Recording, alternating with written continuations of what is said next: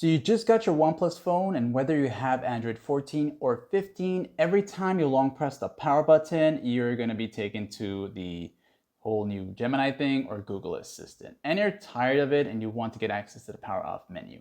Here's how you do it.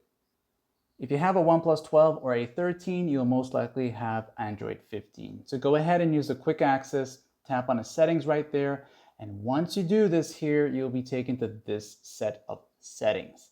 Go all the way down now until you see accessibility and convenience right there. Once you enter here, go down some more. It's to the near bottom area, past all this. You're gonna see power button. You can also type in the words power button in the search settings, but sometimes it doesn't show up, so it's better you do it this way. Now, once you're here now, you'll see press and hold the power button. So at default, it'll be set to access the digital assistant. Now, if you like the digital assistant and you have many more, you can tap here and choose another one that's available if you so prefer that.